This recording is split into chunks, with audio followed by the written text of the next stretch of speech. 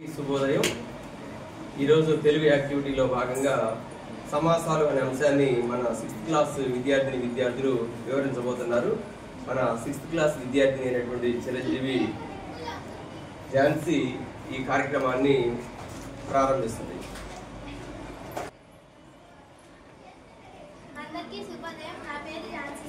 నేను 6వ తరగతి చదువుతున్నాను. ఈరోజు నేను చెప్పబోయే అంశం సమాసాలు. సమాసాలు అంటే రెండు అర్థవంతమైన పదాల కలయికను సమాసం అని అంటారు.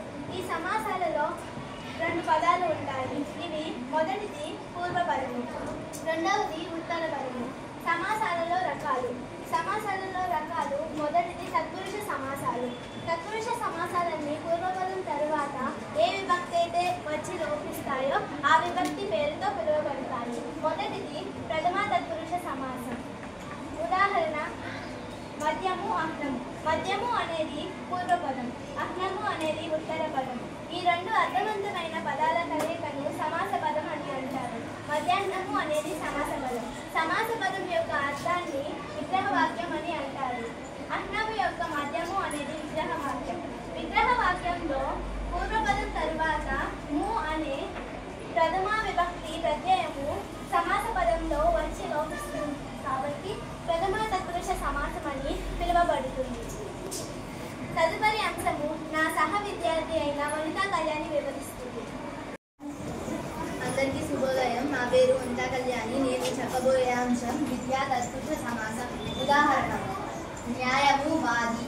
న్యాయము అనేది పూర్వపదము, వాది అనేది ఉత్తర పదము. రెండు అర్థవంతమైన పదాల కలయిక సమాస పదము. న్యాయవాది సమాస పదము యొక్క అర్థము విగ్రహ వాక్యము. న్యాయమును, వాదిను, వాడు. విగ్రహ వాక్యంలో ను అనేది లోపించింది కనుక విద్యా విభక్తి. సమాస పదం తర్వాత ను అనేది లోపించింది కనుక విద్యా విభక్తిగా పిలువబడుతుంది. విద్యా తత్పురుష సమాసంగా పిలువబడుతుంది. తదుపరి అంశం నా సహ విద్యార్థి అయిన శ్వేత వివరిస్తుంది. అందరికీ శుభోదయం. నా పేరు శ్వేత. నేను 6వ తరగతి చదువుతున్నాను. ఈరోజు నేను చెప్పబోయే అంశం విద్యా తత్పురుష సమాసం. ఉదాహరణ: కనకము, అభిషేకము. కనకము అనేది పూర్వపదం, అభిషేకము అనేది ఉత్తర పదం. ఈ రెండు అర్థవంతమైన పదాల కలయిక సమాస పదం. కనకాభిషేకం సమాస పదం. సమాస పదం యొక్క అర్థాన్ని విగ్రహ వాక్యము అని అంటారు. కనకముతో అభిషేకం. విగ్రహవాక్యంలో తృతీయ విభక్తి ప్రత్యయాలు లోపించినే కాదు సమాస పదం తరువాత తో అని విద్యా విభక్తి ప్రత్యయాలు లోపించినే కాబట్టి చేయకపోవడంతో దీనిని తృతీయ తత్పురుష సమాసం అని పిలువబడుతుంది. నా తదుపరి అంశం నా సహ విద్యార్థి అయిన చరిష్మా వివరిస్తుంది. అందరికీ శుభోదయం. నా పేరు చరిష్మా. నేను 6వ తరగతి చదువుతున్నాను. నేను ఇప్పుడు చెప్పబోయే అంశం పేరు చతుర్థి తత్పురుష సమాసం. ఉదాహరణ: పొట్ట, కూడు. పొట్ట అనేది పూర్వపదం, కూడు అనేది ఉత్తర పదం. ఈ రెండు అర్థవంతమైన పదాల కలయికను సమాస పదం అని అంటారు. పొట్ట, కూడు సమాస పదం యొక్క అర్థాన్ని విగ్రహ వాక్యం అని అంటారు. పొట్ట, కొరకు, కూడు. విగ్రహ వాక్యంలో కొరకు పూర్వపదం తర్వాత కొరకు సమాస పదం తర్వాత లోపించింది కాబట్టి కొరకు అనేది చతుర్థి విభక్తి ప్రత్యయం కాబట్టి దీనిని చతుర్థి తత్పురుష సమాసం అని పిలువబడుతుంది.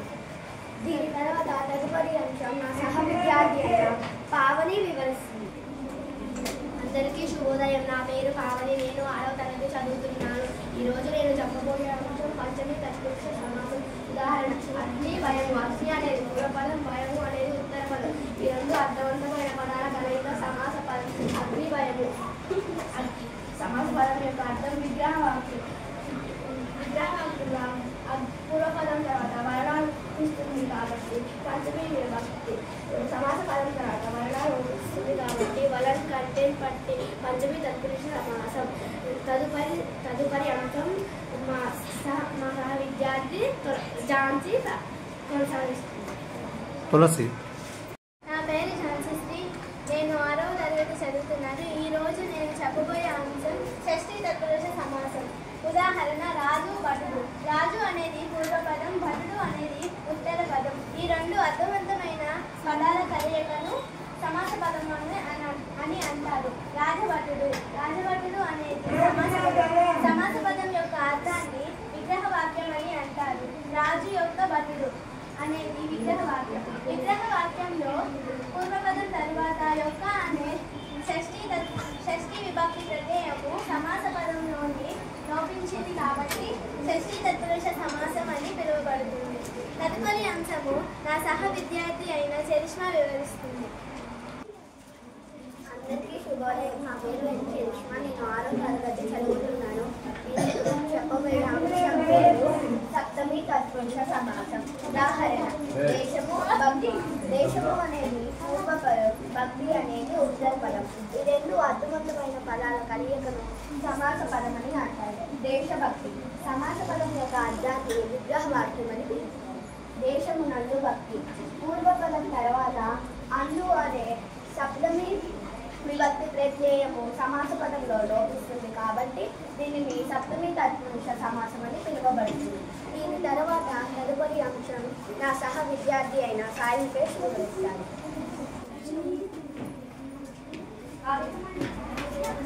శుభోదయం. నా పేరు సాయి ముఖేష్. నేను 6వ తరగతి చదువుతున్నాను. నేను ఈరోజు చెప్పబోయే అంశం నన్య తత్పురుష సమాసం. ఉదాహరణకు నా, న్యాయము. నా అనేది పూర్వపదం, న్యాయము అనేది ఉత్తర పదం. నా అనేది సంస్కృతంలో వ్యతిరేకాన్ని తెలియజేస్తుంది. ఈ రెండు అర్థవంతమైన పదాల కలయిక సమాస పదం. అన్యాయము. సమాస పదం యొక్క అర్థం విగ్రహ వాక్యం. న్యాయము కానిది. న్యాయము తర్వాత కానిది, లేనిది కానీ ఏమైనా వస్తే దానిని నన్య తత్పురుష సమాసం అని అంటారు. తదుపరి అంశం అందించని కొనసాగాల్సిందిగా పిల్లలు మీరందరూ ఇప్పుడు దాకా విన్నారు కదా. ఇలాంటి కార్యక్రమాలు, యాక్టివిటీస్ అనేటటువంటి పిల్లల్లో సృజనాత్మక శక్తిని వెలికితీయడంలో భాగంగా ఉపయోగపడతాయి. కార్యక్రమాలను నిర్వహిస్తున్నటువంటి little angels English medium school Gampalagudem యాజమాన్యం వారికి కృతజ్ఞతలు తెలుపుతూ ఈ కార్యక్రమాన్ని ఇంతటితోటి ముగిస్తున్నాం. ధన్యవాదాలు.